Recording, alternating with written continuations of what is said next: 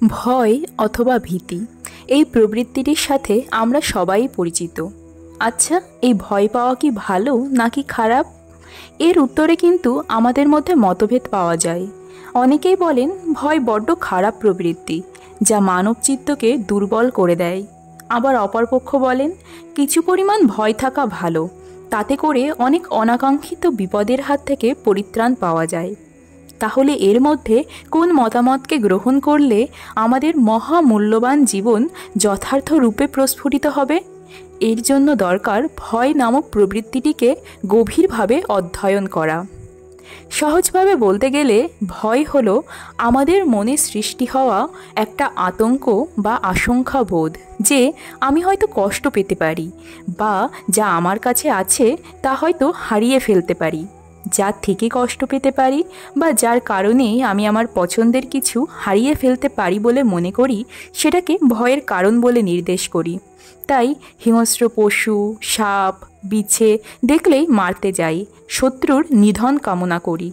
অথচ বাহ্যিক পরিবেশ থেকে ভয়ের কারণ নিশ্চিহ্ন করতে চাইলে সমগ্র জগৎটাকেই হয়তো ধ্বংস করতে হবে।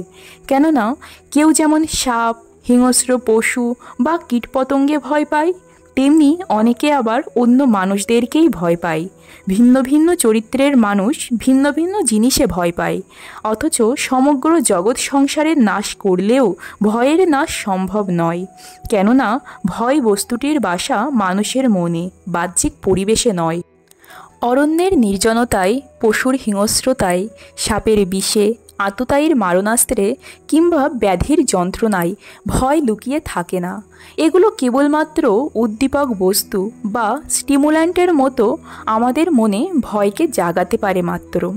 যেমন উদাহরণস্বরূপ, যদি আমরা আমাদের চারপাশে নজর দিই তাহলে দেখব বেশিরভাগ মানুষই সাপে ভয় পেলেও এমন বহু মানুষ আছেন যারা সাপের থেকে সাবধানতা অবলম্বন করেন বটে, কিন্তু সাপে ভয় পান না।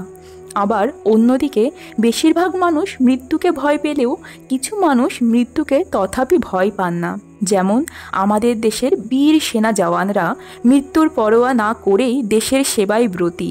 অর্থাৎ ভয়ের কারণ সাপ অথবা মৃত্যু নয়, বরং আমাদের মন। যদি প্রকৃত অর্থেই ভয়ের কারণ সাপ অথবা মৃত্যু হতো, সকল মানুষই তাতে সমানভাবে ভয় পেত, কিন্তু বাস্তবে তা হয় না। কাজেই ভয়ের সঙ্গে লড়াইয়ের ক্ষেত্র আমাদের মনই, যেখানে আমাদের বিচার বুদ্ধি আমাদের সেনাধ্যক্ষ, মনোবল আমাদের সেনানী, সংকল্পের দৃঢ়তা তুন, আর প্রচেষ্টায় ভয়ঘাতী বাণ। সেই বাণে মনে ভয় নিহত হলে ত্রিভুবন ভয় শূন্য হয়ে যায়। মনে ভয় থাকলে জগতে সব জিনিসই আমাদের ভয়ের কারণ হয়। দার্শনিক কবি ভর্তৃহরি বলেছেন, সব বস্তুই ভয়ান্বিত। ভোগে রোগের ভয়, উচ্চকুলে চ্যুত হওয়ার ভয়, বিত্তে রাজ ভয়, মান থাকলে মানহানির ভয়, বল থাকলে শত্রুর ভয়, রূপ থাকলে জরার ভয়, শাস্ত্রজ্ঞান থাকলে বিতণ্ডার ভয়, গুণ থাকলে নিন্দুকের ভয়, শরীরে মৃত্যু ভয়। আরও বলেছেন, কোনো কাজ আরম্ভ করবার আগেই বিঘ্ন ভয় কাজটি থেকে বিরত করে। তাহলে এই ভয় থেকে বাঁচবার উপায় কী? কেননা জীবনে জয়ী হতে হলে, জগৎ জয় করতে চাইলে ভয়কে জয় করতেই হবে। ভয়ের কাছে যে পরাজয় স্বীকার করে সে জীবনে পদে পদে পরাজয় বরণ করে। কেননা ভয় বা ভীতি আমাদের সত্তাকে সংকুচিত করে, ফলে তার জাগরণ, বিকাশ ও প্রকাশ ব্যাহত হয়। ফলস্বরূপ জীবন ব্যর্থ হয়। আবার ভীতির কারণে অন্যায়ের সঙ্গে আপোষ করতে থাকলে জীবন ও সমাজের মান অবনত হয় এবং দেশ সমাজ অরাজকতায় পরিপূর্ণ হয়ে ওঠে। অনাচারী সমাজ জীবন কখনোই ব্যক্তি জীবন তথা সমগ্র মানব জীবনের মান বা মর্যাদাকে উন্নত করতে পারে না। ফলে ক্রমশ সভ্যতা পশ্চাৎগামী হতে থাকে। তাই জীবনকে সার্থক করতে চাইলে ভয় বস্তুটিকে মন থেকে যেমন করেই হোক দূর করতেই হবে। এক্ষেত্রে ভয়ের প্রকৃত স্বরূপ জানলে এবং অনুধাবন করতে পারলে যে ভয় বাহ্যিক পরিবেশে নয়, বরং আমাদের অবচেতন মনেই তার সৃষ্টি, সেক্ষেত্রে ভয়ের উপর নিয়ন্ত্রণ সহজতর হয়। ভয়ের সঙ্গে যুদ্ধ করতে গেলে দুর্ভেদ্য মনোবল গড়ে তুলতে হয়, আর সেই মনোবলকে রাখতে হয় বিবেক, বিচার, বুদ্ধির অধীনে। সেই সাথে ভয়কে জয় করবার জন্য দৃঢ় সংকল্পও করতে হয়। যখনই কোনো প্রকার ভয়ের সম্মুখীন হব, তখনই তাকে জয় করবার জন্য মনোবল নিয়োগ করতে চেষ্টা করব। চেষ্টা করলে একবারে না হোক, কিন্তু একদিন নিশ্চয়ই ভয়কে জয় করা সম্ভব হবে। চেষ্টা করলে ভূতের ভয়ও একদিন দূর হয়, আর কালে মৃত্যুও ভয় দেখাতে পারে না।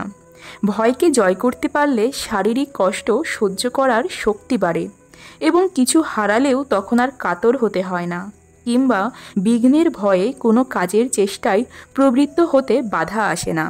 স্বামীজি বলেছেন, কোনো কিছুকেই ভয় করিও না, ভয় দুর্বলতার চিহ্ন।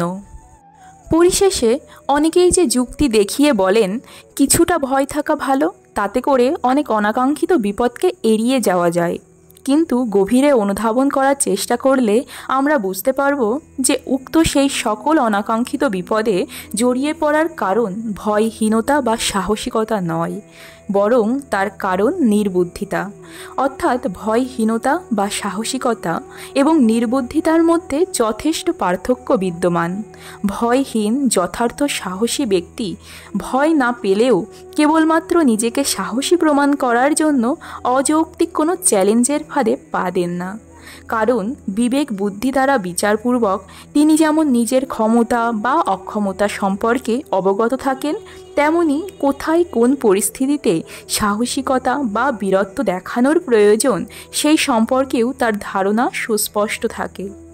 তাই পরিশেষে বলা যায়, আমাদের মহামূল্যবান জীবনকে সাফল্যমণ্ডিত করতে আমাদের লক্ষ্য যেমন ভয়কে নিয়ন্ত্রণ ও তার নাশ করা, তেমনি সেই সাথে এটাও খেয়াল রাখতে হবে যেন আমরা আমাদের সাহসিকতাকে সমাজ বিরোধী কোনো কাজে ব্যবহার না করি এবং অন্যায়ভাবে ব্যক্তিগত ক্ষমতা লাভ বা স্বার্থসিদ্ধিতে নিযুক্ত না হই।